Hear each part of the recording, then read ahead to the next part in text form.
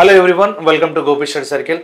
So friends, ఈరోజు మనం ఇదే సింపుల్ ఇంట్రెస్ట్ కాన్సెప్ట్ నుండి మనకి ఏం తీసుకుంటున్నామంటే, సో నెంబర్ ఆఫ్ టైమ్స్ అవుతుంది అంటున్నాడు. అది అమౌంట్ అనేది ప్రిన్సిపల్ అమౌంట్ పైన టోటల్ అమౌంట్ ఏదైతే ఉందో సో నెంబర్ ఆఫ్ టైమ్స్ అవుతుంది అంటున్నాడు. సో దాన్ని ఒక ఫ్రాక్షన్లో ఇచ్చేసరికి కొంచెం కన్ఫ్యూజ్ అవుతారు కాబట్టి ఈ క్వశ్చన్ తీసుకోవడం జరిగింది. సో ఫస్ట్ మనం క్వశ్చన్ చూస్తే, if A some of money at simple interest becomes 11/8 times in 7.5 years, then it will becomes 19/12 times in అంటున్నాడు. అంటే ఇక్కడ మన కాన్సెప్ట్ ఏంటి అని అంటే, సో ఒక సమ్ ఆఫ్ మనీ అంటున్నాడు, సర్టెన్ మనీ అంటున్నాడు.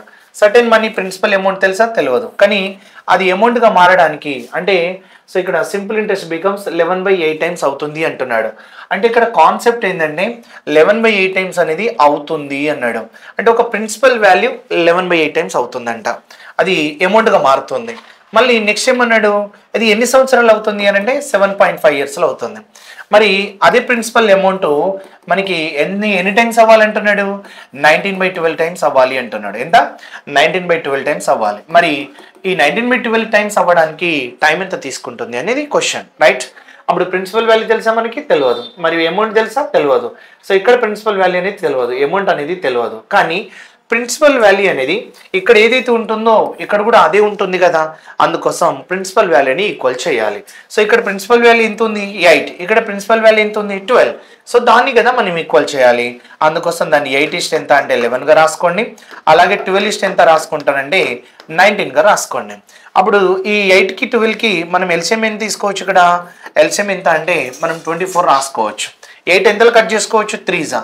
అదే 12 ఎన్ని టైమ్స్ అవుతుంది? 2జా. అందుకోసం దీన్ని ఇంటూ 3 చేయండి, దీన్ని ఇంటూ 2 తీసుకోండి. అప్పుడు మనకు వచ్చే రేషియో మళ్ళీ ఏం రాసుకోవచ్చు అని అంటే, సో 8 3 వాల్యూ 24, అలాగే 11 3 33 అవుతుంది. నెక్స్ట్ అలాగే 12 2 24, అలాగే నెక్స్ట్ 19 2 38 అవుతుంది. ఇప్పుడు ఈ 24 అనేది దేని గురించి? ప్రిన్సిపల్. ఈ 33 అనేది దేని గురించి? Amount, right? ఇది మనం కాన్సెప్ట్ తీసుకురావాలి. అంటే ప్రిన్సిపల్ అమౌంట్ ఉండదు, దానికి ఒక ఫ్రాక్షన్స్ వస్తుంది, అది ప్రిన్సిపల్ అమౌంట్ పైన ఇంక్రీజ్ అయిందని చేసుకోవాలి. అప్పుడు మనం చూడండి, ఇక్కడ 24 అనేది ప్రిన్సిపల్ అయింది, అమౌంట్ అనేది 33 అయింది. ఇంట్రెస్ట్ ఎంత పెరిగింది? ఇంట్రెస్ట్ ఎంత పెరిగింది చెప్పండి. ఇక్కడ 24 నుండి 33 అంటే ఎంత ఇంక్రీజ్ అయింది? 9 రూపీస్. అంటే 9 పెరిగింది.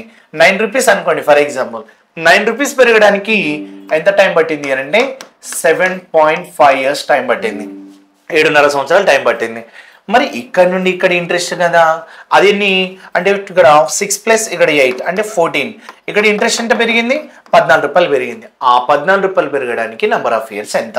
సో 14 years ఇక్కడ అంటే 14 రూపీస్ పెరగడానికి నెంబర్ ఆఫ్ ఇయర్స్ ఎంత? సో క్రాస్ మల్టిప్లై చేసుకుందాం.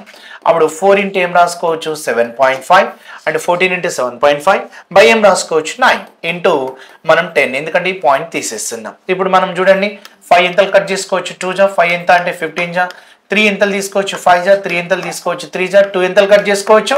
7జా. 7 5జా. వాల్యూ ఎంత అంటే 35 బై ఎంత అంటే 3.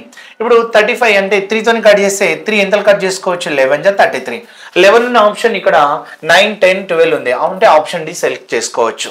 అని ఇంకా మనం తీసుకోవాల్సి వస్తే మళ్ళీ మిగిలింది ఎంత? 2 అన్నట్టు, 2/3 years అన్నట్టు.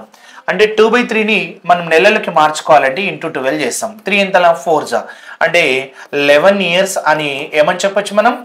8 నెలలు. సో 8 months అనేది మనం ఆన్సర్ తీసుకుంటా ఉంటాం. సో ఇది మనం తీసుకునేది అంటే ఒక సమ్ అమౌంట్ ప్రిన్సిపల్ తోటి, ఏది ఒక ప్రిన్సిపల్ అమౌంట్ సింపుల్ ఇంట్రెస్ట్ తోటి అంటే బార్ వడ్డీ తోటి ఎన్ని టైమ్స్ అవుతుంది? అది 7.5 yearsలో.